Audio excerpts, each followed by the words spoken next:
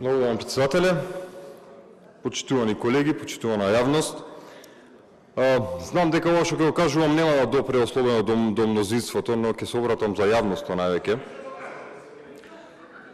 Денеска на првиот дел од седницата си наслушавме многу работи, а највише од тоа за дека со овие предлог закони и со овие измени ќе се донесе енергетска независност, поевтинување на струјата и рационализација на државната управа, што подразбира намалување на државниот апарат во целокупност.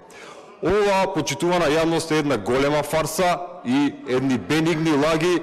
Во суштина, ова значи само пиар фарса, пиар стратегија на мнозинството со кое сака да наметне козметички измени како суштински, за кои прекршувајќи го деловникот грубо, не давајќи никакво објаснување и образложение за итноста на овие работи, ги предложија по итна постапка, а материјалот го доставија само ден и пол пред одржување на седницата.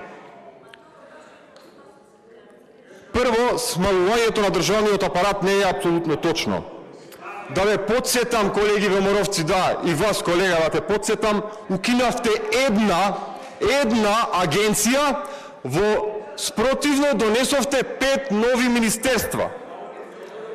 Како што, впрочем, незаконски назначивте прв вице-премиер, ама се разбира коалициониот договор ви е над законот, иако премиерот, председателот на вашата партија, призна дека е незаконски. А предлогот, после сето ова, предлогот за укинување на економските директори на клиниките магично исчезна од предлог дневниот ред. Фарсата за економска независност. Значи, прво, во суштина измениве се работат за тоа да го набилдаат новото Министерство за енергетика, одземајќи ги сите ингеренции од Министерството за економија. Значи, измените се козметички и нема да донесат ниту енергетска независност, ниту поевтинување. За да има енергетска независност, треба да се одземат хидроцентралите на вашиот лидер. Од приватни во државни раце. Тогаш ќе има енергетска независност. Да ве подсетам, само ќе дадам еден мал детал од сите овие работи кои што ги изменувате, да отворевте вистинска дебата, да разговаравме за измена на овие закони.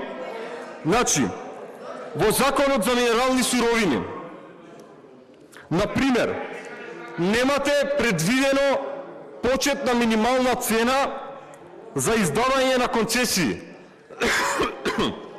Ова не само што отвара голем простор за корупција, туку отвара и голем простор за договори политички, во овој случај партиски, односно ВМРО-вски со странскиот капитал. И да ве прашам, ако вака го соголивте Министерството за економија, која е сврхата тоа да постои? Или па тоа Министерство постои само за да го дели трудот на работниците на странскиот капитал за безпари? Само заради тоа ли ќе постои тоа Министерство? Какви ви се овие козметички, каде што признавате при вашите излагања дека измените се козметички, а при тоа цел ден лажете тука, не давате образложение за итноста, лажете дека ќе има енергетска независност, како што ќе ги даете потенцијалите на оваа држава на приватен странски капитал или на домашни капиталисти, како што е во суштина премиерот на нашата држава и ред други ваши колеги тука. Значи, нема енергетска независност додека енергетските капацитети не дојдат во државни раце. Благодарам.